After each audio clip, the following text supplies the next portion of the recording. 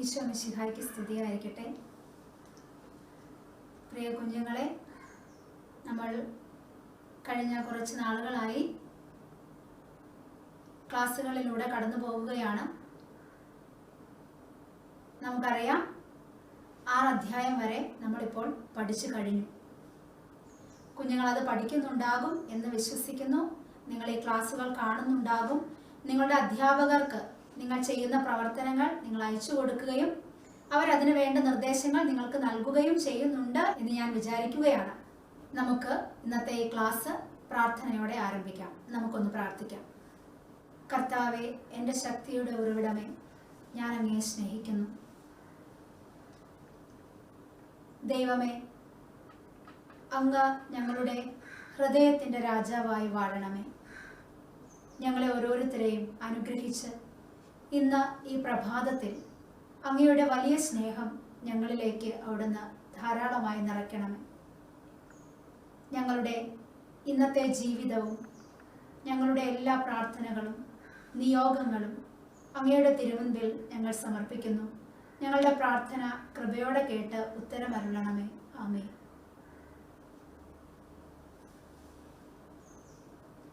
എല്ലാ കുഞ്ഞുങ്ങൾക്കും സുഖമാണല്ലോ.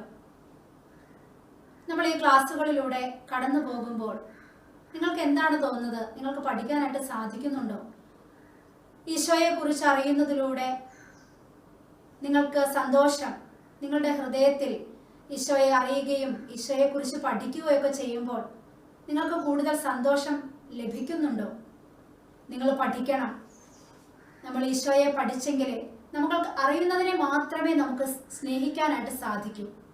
ഈശോയെ നമ്മൾ അറിഞ്ഞെങ്കിൽ മാത്രമേ ഈശോയെ നമുക്ക് സ്നേഹിക്കാനായിട്ട് സാധിക്കുകയുള്ളൂ. ഇത് വെറും ഒരു അറിവ് മാത്രമല്ല, നമ്മുടെ ജീവിതത്തിലേക്ക് നമ്മുടെ ജീവിതത്തിന് ആവശ്യമായ ദൈവികമായ ആത്മീയമായ കാര്യങ്ങൾ സമ്പാദിക്കുക കൂടിയാണ് ചെയ്യുന്നത്.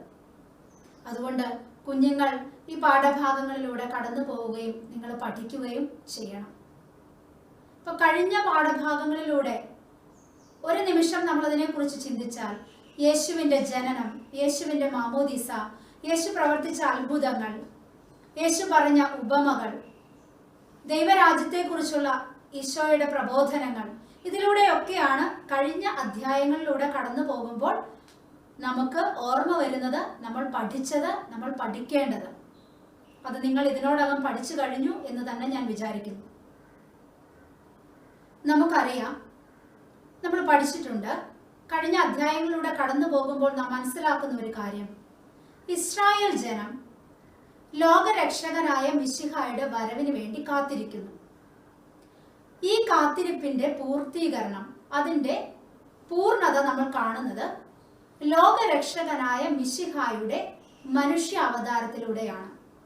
ഇത് നമ്മൾ പഠിച്ചതാണ്, നമുക്കറിയാം. ഇന്ന് നമ്മൾ പഠിക്കുന്ന പാഠഭാഗം 7-ാം അധ്യായം, യേശു മിശിഹ. യേശു മിശിഹ എന്താണ് ഈ പദങ്ങളുടെ അർത്ഥം എന്ന് നമുക്ക് ആദ്യം പഠിക്കാം. യേശു രക്ഷകൻ, മിശിഹ അഭിഷിക്തൻ.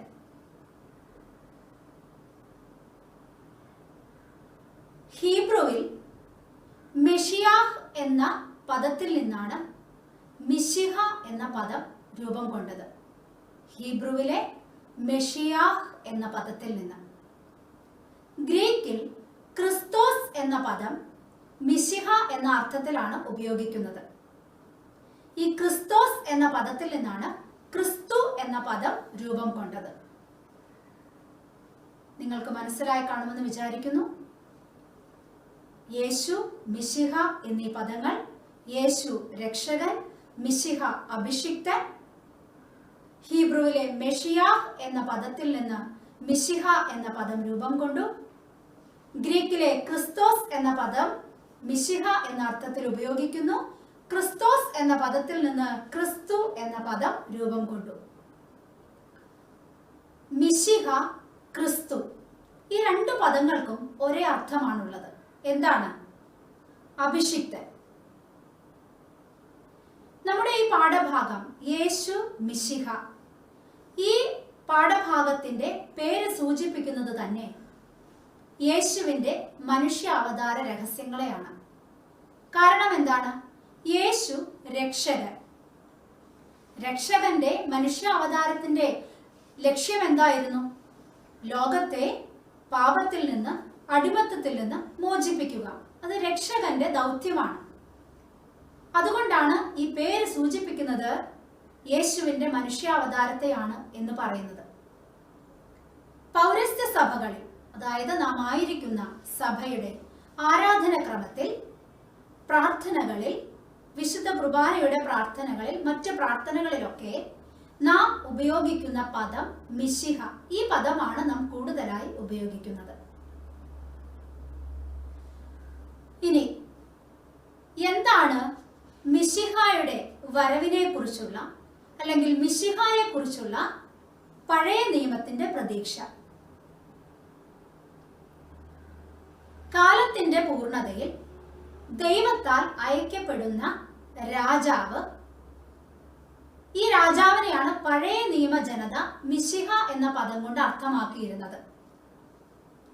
നമ്മൾ പഠിച്ചു മിശിഹ, അഭിഷിക്തൻ.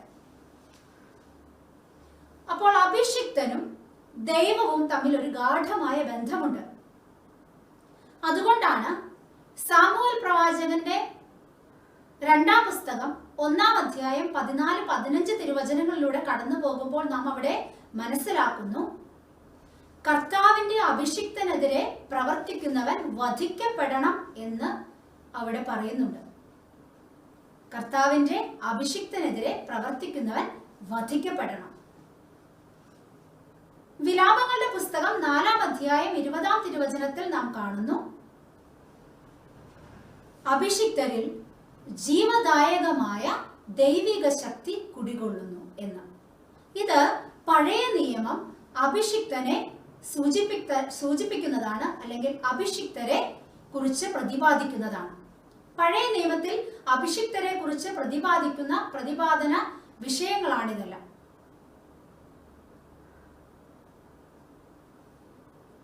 ഇസ്രായേലിലും യൂദയായിലുമൊക്കെ ആ രാജ്യത്തെ രാജാക്കന്മാരെ അഭിഷിക്തർ, കർത്താവിനാൽ അഭിഷിക്തർ എന്നാണ് എല്ലാവരും വിളിച്ചിരുന്നത്.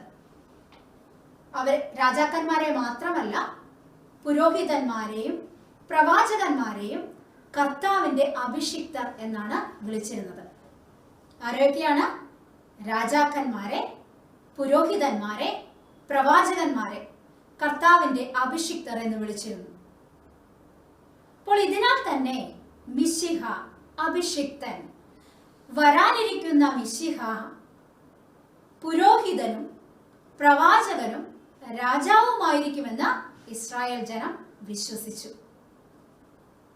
ഇങ്ങനെ പുരോഹിതനും പ്രവാചകനും രാജാവുമായ ഒരു മിശിഹായെയാണ് ഇസ്രായേൽ ജനം കാത്തിരുന്നത്, പ്രതീക്ഷിച്ചിരുന്നത്. അപ്പോൾ അവരെന്ത് മനസ്സിലാക്കി? അവര് ചിന്തിച്ചു, ഇങ്ങനെ ഒരു രാജാവ്, ഇങ്ങനെ ഒരു മിശിഹ വന്നു കഴിയുമ്പോൾ ഇസ്രായേൽ ജനത്തെ സർവ പീഡകളിൽ നിന്നും, അടിമത്തത്തിൽ നിന്നും രക്ഷിക്കും, ജെറുസലേമിനെ വീണ്ടെടുക്കും. ഇതായിരുന്നു ഇസ്രായേൽ ജനത്തിന്റെ പ്രതീക്ഷ. നമുക്കറിയാം, പഴയ നിയമ പ്രവാചക ഗ്രന്ഥങ്ങളിലെല്ലാം ഈ മിശിഹായുടെ വരവിനെ കുറിച്ച് പ്രതിപാദിക്കുന്നുണ്ട്. അപ്പോൾ ഇസ്രായേൽ ജനം കാത്തിരുന്ന മിശിഹ വിമോചകനായി കടന്നു വരുന്നു, ഇസ്രായേൽ ജനത്തെ രക്ഷിക്കുന്നു, ജെറുസലേമിനെ കേന്ദ്രമാക്കി ഭരണം നടത്തുന്നു. ഇങ്ങനെയുള്ള ഒരു മിശിഹായെയാണ് ഇസ്രായേൽ ജനം പഴയ നിയമത്തിൽ മിശിഹായെ കാത്തിരിക്കുന്നത്. ഈ കാത്തിരിപ്പിന്റെ പൂർണ്ണതയാണ് യേശുവിന്റെ മനുഷ്യാവതാരത്തിൽ സഫലമാകുന്നത്, സഫലീകരിക്കുന്നത്. ഇതായിരുന്നു പഴയ നിയമത്തിൽ മിശിഹായെ കുറിച്ചുള്ള പ്രതീക്ഷ, അല്ലെങ്കിൽ മിശിഹായെ കുറിച്ചുള്ള അവരുടെ ചിന്തകൾ. എന്നാൽ പുതിയ നിയമത്തിലേക്ക് വരുമ്പോൾ മിശിഹായെ കുറിച്ചുള്ള പ്രതീക്ഷ എന്താണ്? ആരാണ് പുതിയ നിയമത്തിലെ യേശു, പുതിയ നിയമത്തിലെ മിശിഹ? പുതിയ നിയമത്തിൽ യേശുവിനെ മിശിഹായായിട്ടാണ് അവതരിപ്പിക്കുന്നത്. പുതിയ നിയമം യേശുവിനെ മിശിഹ ആയിട്ടാണ് അവതരിപ്പിക്കുന്നത്.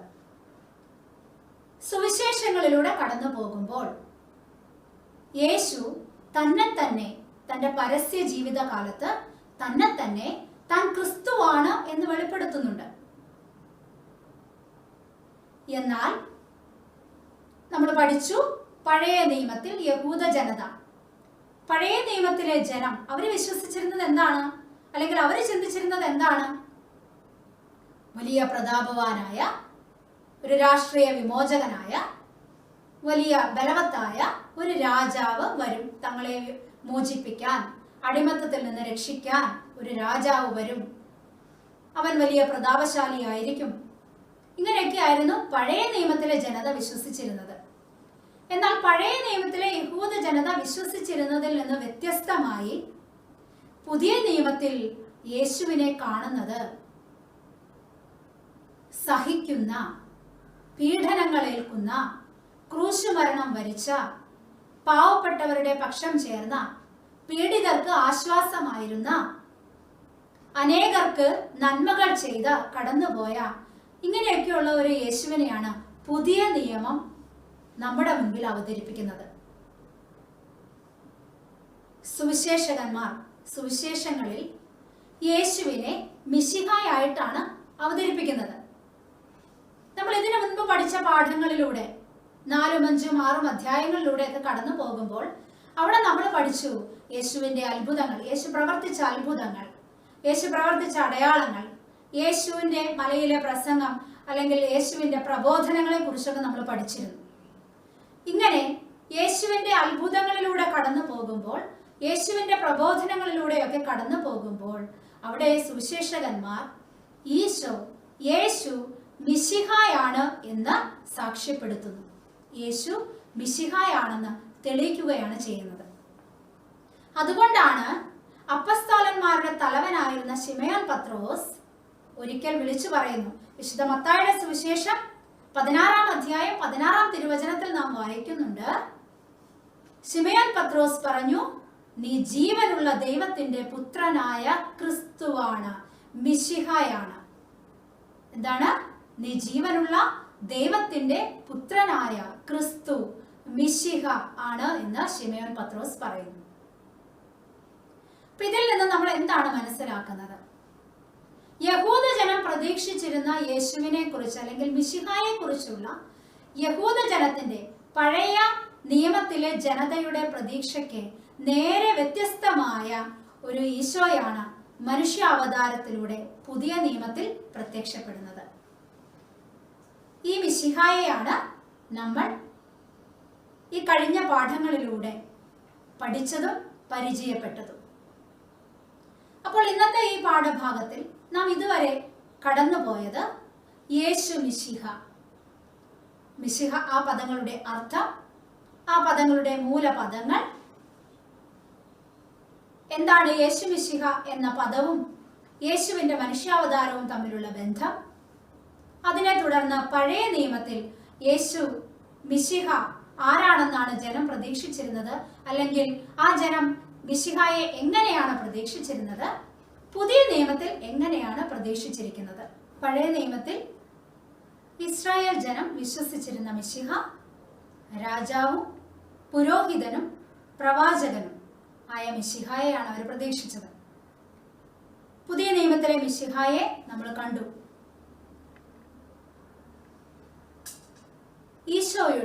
യേശുവിന്റെ അല്ലെങ്കിൽ രാജാവായ യേശുവിന്റെ പ്രവർത്തനം എന്തായിരുന്നു? എന്താണ് യേശുവിന്റെ രാജത്വം?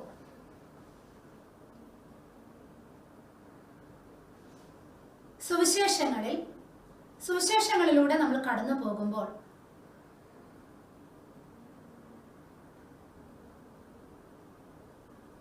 അവിടെ യേശു അപ്പം വർദ്ധിപ്പിക്കുന്ന ഒരു സംഭവം വിവരിക്കുന്നുണ്ട്.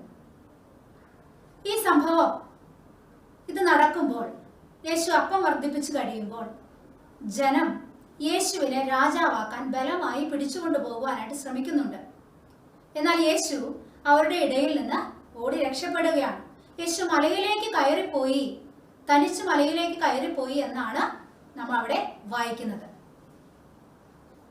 വിശുദ്ധ മർക്കോസിന്റെ സുവിശേഷം 11-ാം അധ്യായം 1 മുതൽ 9 വരെയുള്ള തിരുവചനങ്ങളിലൂടെ കടന്നു പോകുമ്പോൾ അവിടെ യേശു ജെറുസലേമിലേക്ക് ഒരു രാജകീയ പ്രവേശനം നടത്തുന്നതായിട്ട് കാണുന്നുണ്ട്. നിങ്ങൾ ഓർക്കുന്നുണ്ടോ? യേശുവിന്റെ രാജകീയ പ്രവേശനം നമ്മൾ എവിടെയാണ് കാണുന്നത്, അല്ലെങ്കിൽ എവിടെയാണ് അത് സ്മരിക്കുന്നത്? നമുക്കറിയാം, ഓശാന തിരുനാളിൽ യേശു കഴുതപ്പുറത്ത് ജെറുസലേമിന്റെ നഗരവീഥികളിലേക്ക് കടന്നു വരുന്നതായും അവിടുത്തെ ജനങ്ങൾ കൊച്ചു കുട്ടികൾ മുതൽ വലിയവർ വരെ പച്ചില കൊമ്പുകളേന്തി യേശുവിനെ സ്വീകരിച്ചതായും സ്മരിച്ചുകൊണ്ട് നമ്മൾ കുരുത്തോലകളുമായി ഓശാന തിരുനാളിൽ സംബന്ധിക്കാറുണ്ട്.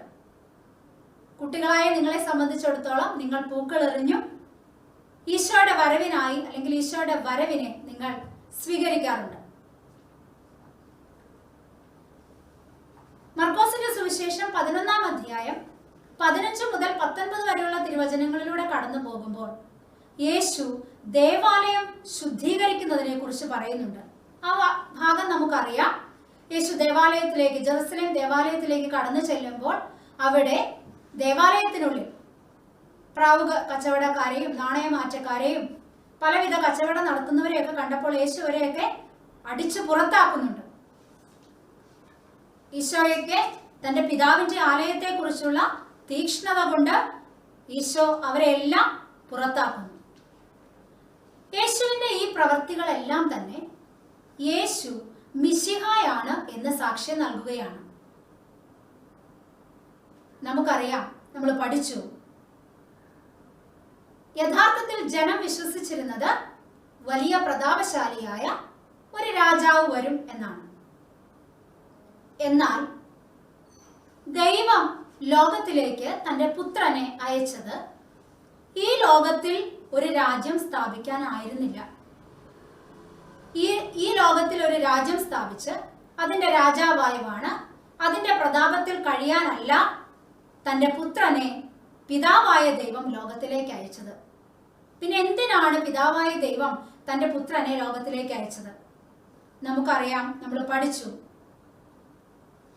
തന്റെ പുത്രനെ ലോകത്തിലേക്ക് അയച്ചത് പിതാവായ ദൈവത്തിൽ നിന്ന് പാപം ചെയ്ത് അകന്നുപോയ മനുഷ്യനെ ആ പാപത്തിന്റെ അടിമത്തത്തിൽ നിന്ന് മോചിപ്പിക്കാൻ വേണ്ടിയിട്ടാണ് യേശുവിനെ പിതാവായ ദൈവം ലോകത്തിലേക്ക് അയച്ചത്. അങ്ങനെ യേശു ലോകത്തിലേക്ക്, ഈ ഭൂമിയിലേക്ക് മനുഷ്യാവതാരം ചെയ്യുന്നു. യേശുവിന്റെ പീഡാനുഭവത്തിന്റെ സമയങ്ങളിൽ യേശുവിനെ വിചാരണ ചെയ്യുന്ന അവസരത്തിൽ ഈ രാജ്യത്വത്തെ കുറിച്ച് അവിടെ പരാമർശിക്കുന്നുണ്ട്. നീ രാജാവാണോ എന്ന് പീലാത്തോസ് ചോദിക്കുന്നുണ്ട്. പക്ഷെ അവിടെ യേശു പറയുന്ന ഒരു മറുപടി ഉണ്ട്. എന്റെ രാജ്യത്വം, അല്ലെങ്കിൽ എന്റെ രാജ്യം ഐഹികമല്ല. എന്താണ് ഐഹികമല്ല എന്ന് ഉദ്ദേശിക്കുന്നത്? എന്റെ രാജ്യം ഇവിടെയല്ല, ഈ ലോകത്തിലല്ല. പിന്നെ എന്തിനാണ് യേശു ഈ ലോകത്തിലേക്ക് കടന്നു വന്നത്? ശുശ്രൂഷയ്ക്കായി, സ്വയം സമർപ്പിക്കുവാൻ, പീഡകളേറ്റ് ക്രൂശ് മരണം വരിച്ച് തന്റെ ജനത്തെ രക്ഷിക്കുവാൻ. ഇതിനു വേണ്ടിയാണ് ഈശോ ലോകത്തിലേക്ക് കടന്നു വന്നത്. യേശുവിന്റെ, മിശിഹായുടെ രാജത്വം, അല്ലെങ്കിൽ മിശിഹായുടെ ധർമ്മം അതായിരുന്നു. അതിനു വേണ്ടിയാണ് മിശിഹ ലോകത്തിലേക്ക് കടന്നു വരുന്നത്. ഇനി എന്താണ് ഈശോയുടെ പ്രവാചക ദൗത്യം? സുവിശേഷങ്ങളിൽ ധാരാളം അത്ഭുതങ്ങൾ ഈശോ ചെയ്തതായിട്ട് നാം വായിക്കുന്നുണ്ട്.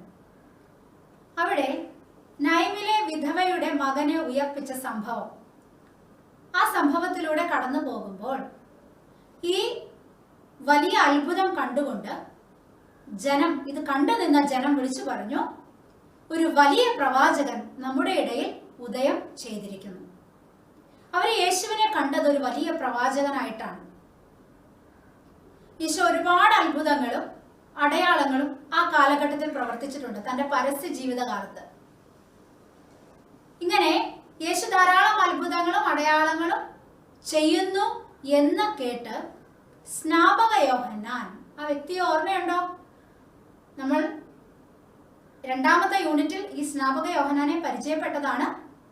സ്നാപക യോഹന്നാന്റെ വലിയൊരു ദൗത്യവുമായിട്ട് കടന്നു വരുന്നതൊക്കെ ആയിട്ട് നാം രണ്ടാമത്തെ അധ്യായത്തിൽ സ്നാപക യോഹന്നാനെ പരിചയപ്പെട്ടതാണ്. ഈ സ്നാപക യോഹന്നാൻ യേശുവിന്റെ അടുക്കലേക്ക് തന്റെ ശിഷ്യന്മാരെ പറഞ്ഞയക്കുന്നു. എന്നിട്ട് യേശുവിനോട് ചോദിച്ചു, വരാനിരുന്ന പ്രവാചകൻ നീ തന്നെയോ അതോ ഞങ്ങൾ മറ്റൊരുവനെ കാത്തിരിക്കണമോ എന്ന് ചോദിക്കാൻ സ്നാപക യോഹന്നാൻ ഞങ്ങളെ പറഞ്ഞു വിട്ടിരിക്കുകയാണ്. ഞങ്ങൾ എന്താണ് ഞങ്ങളുടെ ഗുരുവിന്റെ അടുക്ക പോയി പറയേണ്ടത്? അപ്പോൾ ഈശോ അതിന് മറുപടി പറഞ്ഞു, നിങ്ങൾ കാണുകയും കേൾക്കുകയും ചെയ്യുന്ന കാര്യങ്ങൾ പോയി യോഹന്നാനെ അറിയിക്കുക. ഈശോ ചെയ്തിരുന്നത് എന്താണ്? ഈശോ നന്മകൾ പ്രവർത്തിച്ച്, അത്ഭുതങ്ങൾ പ്രവർത്തിച്ച്, മറ്റുള്ളവരെ ദൈവരാജ്യത്തെ കുറിച്ച് പഠിപ്പിച്ച്, ജനത്തെ പഠിപ്പിച്ച്, മാനസാന്തരത്തിലേക്ക് നയിച്ച് ഈശോ കടന്നു പോവുകയാണ്.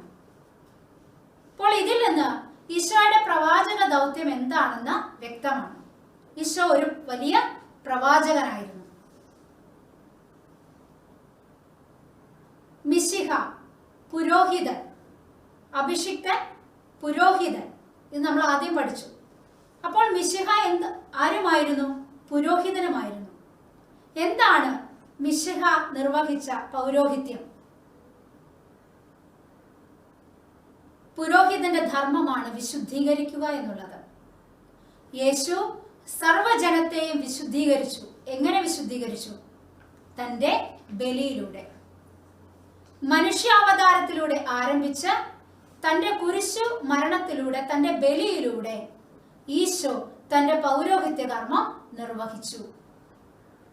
നമുക്കറിയാം പുരോഹിതൻ എന്താണ് ചെയ്യുന്നത്? നിരന്തരം ജനത്തിനു വേണ്ടി പിതാവായ ദൈവത്തിന് പുത്രൻ തമ്പുരാനോടൊപ്പം, യേശു മിശിഹായോടൊപ്പം ബലി അർപ്പിക്കുകയാണ്. അങ്ങനെയാണ് ലോകത്തിലെ ജനങ്ങളെ ഓരോ ദിവസവും, ഓരോ നിമിഷവും പൗരോഹിത്യത്തിലൂടെ വിശുദ്ധീകരിക്കുന്നത്. ഈ വലിയ പ്രവൃത്തിയാണ് യേശു തമ്പുരാൻ തന്റെ കുരിശു മരണമാകുന്ന ബലിയർപ്പണത്തിലൂടെ നിറവേറ്റിയത്. അപ്പോൾ ഈശോ തന്റെ പൗരോഹിത്യ ധർമ്മവും നിറവേറ്റി. യേശു തന്റെ രാജ്യത്വം നിർവഹിച്ചു. തന്റെ രാജ്യം ഐഹികമല്ല എന്ന് പറഞ്ഞുകൊണ്ട്, എന്നാൽ സ്വർഗമാണ് തന്റെ, അല്ലെങ്കിൽ ദൈവരാജ്യമാണ് തന്റെ രാജ്യം, ഇത് ജനങ്ങളെ പഠിപ്പിച്ചു. വലിയ പ്രവാചകനായിരുന്നുകൊണ്ട് ധാരാളം അത്ഭുതങ്ങളും അടയാളങ്ങളും പ്രബോധനങ്ങളും നൽകിക്കൊണ്ട് തന്റെ പ്രവാചക ശുശ്രൂഷ നിർവഹിച്ചു. തന്റെ കുരിശിലെ ബലിയിലൂടെ ലോകത്തെ വിശുദ്ധീകരിച്ച് തന്റെ പൗരോഹിത്യ ധർമ്മവും വിശുദ്ധീകരിച്ചു. ഹെബ്രായ ലേഖനത്തിൽ ഈശോയുടെ പൗരോഹിത്യത്തെ കുറിച്ച് സാക്ഷ്യപ്പെടുത്തി പറയുന്നുണ്ട്, മൽക്കിസദേക്കിന്റെ ക്രമപ്രകാരം അവൻ എന്നേക്കും പുരോഹിതനാണ്. 3 ദൗത്യമാണ് ഈശോ നിർവഹിച്ചത്. അല്ലെങ്കിൽ 3 ദൗത്യമാണ് ഇവിടെ നിർവഹിക്കപ്പെടുന്നത്. പഠിപ്പിക്കുക, പ്രബോധനം നൽകുക, നയിക്കുക, വിശുദ്ധീകരിക്കുക. എന്താണ്? പഠിപ്പിക്കുക, വിശുദ്ധീകരിക്കുക, നയിക്കുക. ഈ 3 ധർമ്മവും നിർവഹിച്ചുകൊണ്ടാണ് ഈശോ ലോകത്തിന്റെ മുൻപിൽ പ്രത്യക്ഷപ്പെടുന്നത്, അല്ലെങ്കിൽ തന്നെ വെളിപ്പെടുത്തുന്നത്. അപ്പോൾ ഈശോ തന്റെ പരസ്യ ജീവിതകാലത്ത് തന്റെ ത്രിവിധ ദൗത്യം എന്തായിരുന്നു? വിശുദ്ധീകരിക്കുക, പഠിപ്പിക്കുക, നയിക്കുക. ഈ ദൗത്യവുമായി തന്റെ പരസ്യ ജീവിതം തുടരുന്നു, അല്ലെങ്കിൽ പരസ്യ ജീവിതത്തിൽ ഈശോ ആയിരിക്കുന്നു. നമുക്കറിയാം ഈശോ ലോകരക്ഷകനാണ്. വിശുദ്ധ ലൂക്കോസിന്റെ സുവിശേഷം 2-ാം അധ്യായം 11-ാം തിരുവചനത്തിൽ പറയുന്നു, സകല ജനത്തിനും വേണ്ടിയുള്ള രക്ഷയുടെ സദ്വാർത്ത ഞാൻ നിങ്ങളെ അറിയിക്കുന്നു. ദാവീദിന്റെ പട്ടണത്തിൽ നിങ്ങൾക്കായി ഒരു രക്ഷകൻ, കർത്താവായ ക്രിസ്തു ഇന്ന് ജനിച്ചിരിക്കുന്നു. എന്താണ് രക്ഷ? യേശുവിലൂടെ സാധ്യമായ രക്ഷ എന്താണ്? എങ്ങനെയാണ് ഈശോ രക്ഷ സാധ്യമാക്കിയത്? ഈശോ രക്ഷ സാധ്യമാക്കിയത് തന്റെ മനുഷ്യാവതാരത്തിലൂടെയും ക്രൂശ് മരണത്തിലൂടെയും ഉദ്ധാനത്തിലൂടെയുമാണ്. എന്താണ് രക്ഷ? പാപാവസ്ഥയിൽ നിന്ന് മോചിതരായി യേശുവിനോടുകൂടെ ദൈവത്തോടുകൂടെ നിത്യ സൗഭാഗ്യത്തിലായിരിക്കുന്ന അവസ്ഥയാണ് രക്ഷ. ഈ രക്ഷയിലേക്കാണ് ലോകരക്ഷകനായ മിശിഹ മനുഷ്യമക്കളെ, മനുഷ്യകുലത്തെ മുഴുവൻ നയിക്കുന്നത്. അതിനുവേണ്ടി പാപമില്ലാത്തവനായ ഈശോ പാപമുള്ള മനുഷ്യർക്ക് വേണ്ടി ഈ പീഡകൾ മുഴുവൻ സഹിച്ചു. നമുക്കറിയാം, പരസ്യ ജീവിതകാലത്ത് ഈശോ ജീവിച്ചിരുന്ന സമയത്ത് ഈശോ പിശാചിൽ നിന്നും, രോഗങ്ങളിൽ നിന്നും, പീഡകളിൽ നിന്നും, പലവിധ വ്യാധികളിൽ നിന്നും, മരണത്തിൽ നിന്നും ഒക്കെ ജനത്തെ മോചിപ്പിച്ചിരുന്നു. അങ്ങനെയുള്ള ഒരുപാട് അത്ഭുതങ്ങൾ, ഈശോയുടെ പ്രവർത്തനങ്ങൾ, നന്മകൾ നമുക്ക് സുവിശേഷങ്ങളിൽ കാണാനായിട്ട് സാധിക്കും. ഇനി രക്ഷ പാപികൾക്ക് മാത്രമുള്ളതായിരുന്നു? അല്ല. ഈശോ രക്ഷ നൽകിയത് വാസ്തവത്തിൽ ആർക്കായിരുന്നു? ലോകത്തിലുള്ള സകല മക്കൾക്കും വേണ്ടിയാണ്. അവിടെ പാപികളെന്നില്ല. എല്ലാ നീതിമാന്മാരും, പാപികളും, രാജാവും, പാവപ്പെട്ട മനുഷ്യരും, വലിയവരും ചെറിയവരും എല്ലാവർക്കും വേണ്ടിയാണ് ഈശോ തന്റെ കുരിശു മരണത്തിലൂടെ രക്ഷ നേടിക്കൊടുത്തത്. ഈ രക്ഷയെയാണ് നാം സ്വീകരിക്കുന്നത്. ഈ രക്ഷകന്റെ വരവിനായിട്ടാണ് പഴയ നിയമ ജനത കാത്തിരുന്നത്. പുതിയ നിയമത്തിൽ നാം പഠിച്ച മിശിഹ ഈ രക്ഷകനായിട്ടാണ് കടന്നു വരുന്നത്. നമുക്കറിയാം, നമ്മുടെ ആരാധനാക്രമത്തിൽ മിശിഹ, ഈ മിശിഹായെ സൂചിപ്പിക്കുന്ന, മിശിഹ എന്ന പദത്തെ സൂചിപ്പിക്കുന്ന ധാരാളം പ്രാർത്ഥനകള്, പാട്ടുകള് നമ്മൾ ചൊല്ലുന്നുണ്ട്. ക്രിസ്തുമസിനോടനുബന്ധിച്ച് ക്രിസ്തുമസിന്റെ ശുശ്രൂഷകളുടെ ആരാധനാക്രമത്തിൽ നാം മിശിഹായുടെ പദത്തെ, മിശിഹ എന്ന പദത്തെ സൂചിപ്പിക്കുന്ന ഗാനങ്ങൾ ആലപിക്കുന്നുണ്ട്. അതിലൊരു ഗാനം നമുക്ക് കേൾക്കാം.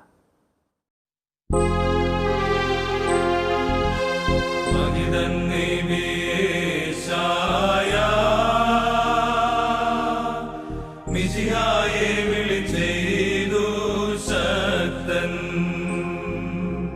വിസ്മയ ജന്മത്താലേ അത്ഭുതമെന്നും നാമം ചൊല്ലി,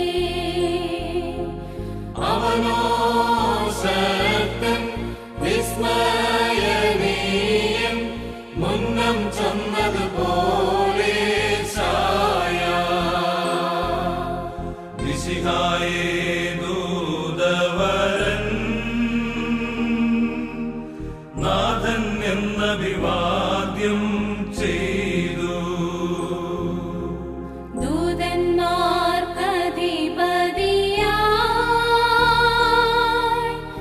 ഇല്ലൊരു മാനവതനയൻ സത്യം, അവനോ ദൈവം ദൈവാത്മജനും, അതിനാൽ ഗബ്രിയേലിൻ നാഥൻ. ഒരു വേദവാക്യം നമുക്ക് പഠിക്കാനുണ്ട്.